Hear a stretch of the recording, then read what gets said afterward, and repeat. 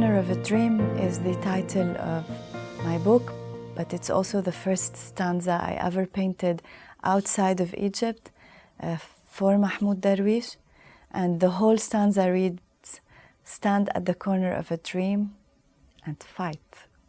So that was the first thing I ever painted, because I wanted to tell myself that dream, but also fight. Fight for that dream. Dream of a better world, but do the work. Don't just dream.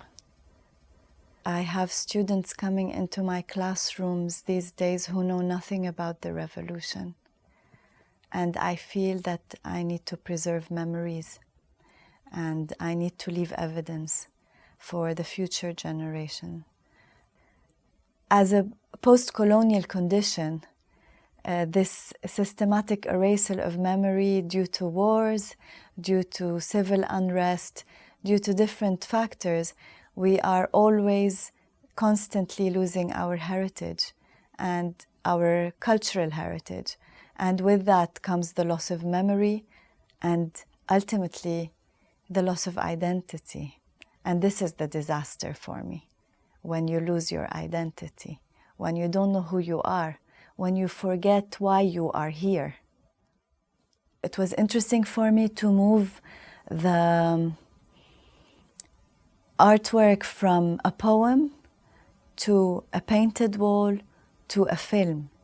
So it's an artwork that is like a butterfly. It's going through a metamorphosis process from just being a written line in a book that I read that was written by a Palestinian poet a few decades ago, to a wall that I've painted a few years ago, and then to a film that people can immerse in.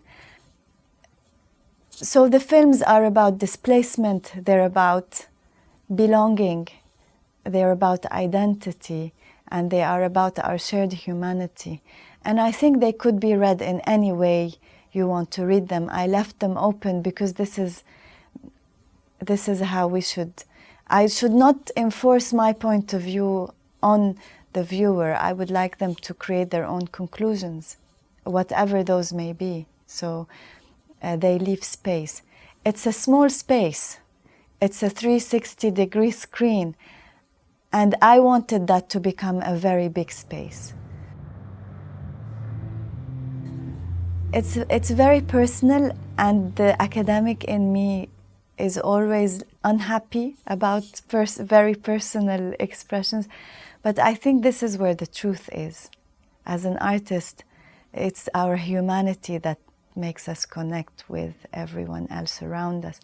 And I think to us, as an artist, it's this insight we have on the human condition that makes the work more accessible, because we simplify complex ideas.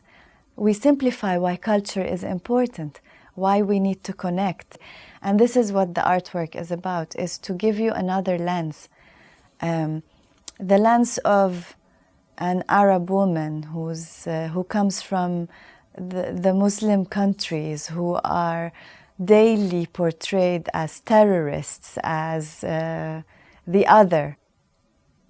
At least for me, I can't go back to the way things were. I cannot pretend like there's nothing wrong and I can't do anything about it. I will do what I can do, and I will hope others will do what they can. And I think this is how we create change, is by believing that we matter. We create change by believing that we can change things, even if it's just within our own circle of influence. It doesn't matter how many voices we reach. It doesn't matter how many people we influence. It's not about influence. It's about creating real change on the ground. And that starts with ourselves. We have to just do it. What I hope my artistic practice would do is inspire the next generation. This is why I live.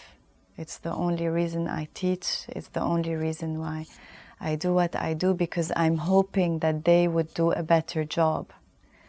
That if what we have failed at doing, that the next generation would be able to fix what we couldn't. This is how we change the future. is when we are daring enough to ask the difficult questions and to talk about them and to create the space for us to talk about them. So to me, this is the most significant part of being here, that we are courageous enough to say, it's difficult, but let's try and talk about it.